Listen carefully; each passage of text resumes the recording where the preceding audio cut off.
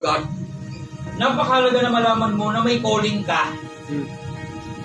Ulitin ko lang yung sinasabi ko, may calling ka. Amen. So is this, do you understand how God calls? Naiintindihan mo ba kung paano tumatawag ang Diyos? Pangalawa, do you know when God calls? Alam mo ba kung kailan ka tinatawag ng Diyos? And of course, do you realize why God calls? Alam mo ba kung bakit ka, pagka nare-realize mo ba kung bakit ka tinatawag ng Diyos? And this has something to do with the call of God in the life of a prophet Moses. Okay, let me read to you Hebrews chapter 11 first. Sabi rito, by faith Moses, when he was born, was hidden 3 months by his parents because they saw he was a beautiful child, and they were not afraid of the king's command. By faith, Moses, when he became of age, refused to be called the son of Pharaoh's daughter, choosing rather to suffer affliction with the people of God than to enjoy the passing pleasure of sin.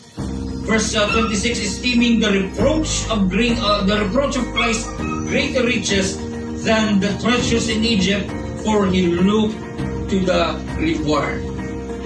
How did God call Moses? Okay, tingnan po natin ang mainam. Okay, so ito po yung napaka-special na verse with regards to the life of Moses. Okay? Pero ito yung gusto kong sabihin sa inyo, ito yung gusto kong i-memorize nyo. When you respond to God's call, your life will never be the same again. When the moment you say yes to God, when we said yes to God, our lives were changed. Hindi na nabago yung buhay po namin, but we reach our God-given destiny. Look at Moses. When he responded to the call of God, his life was changed. Nabago yung kanyang buhay.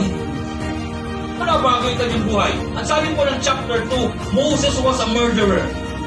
Si Moses po yung naging isang mamamatay tao. And everyone from his community knew he was a murderer.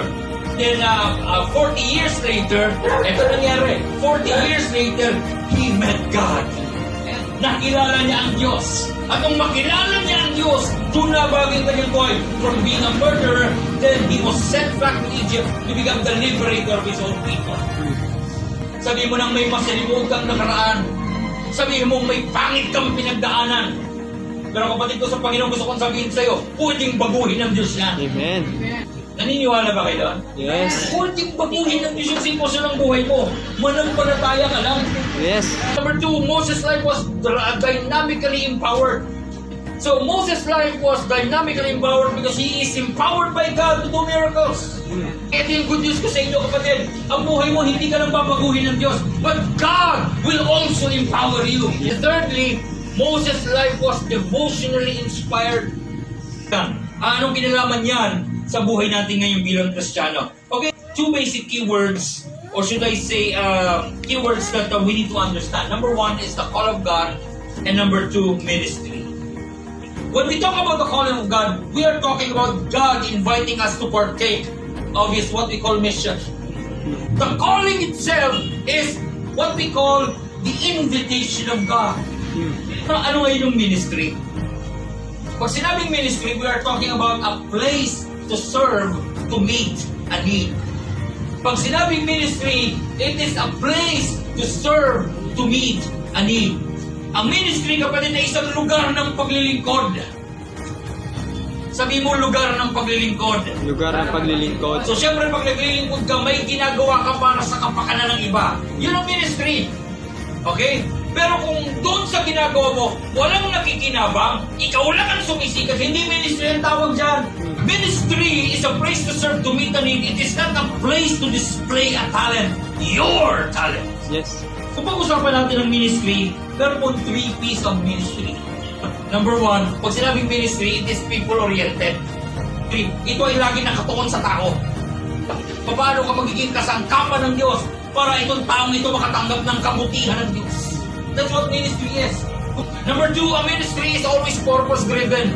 Dito nakatuon doon sa layunin ng Diyos. Pangatlong P, it is fueled by God's passion.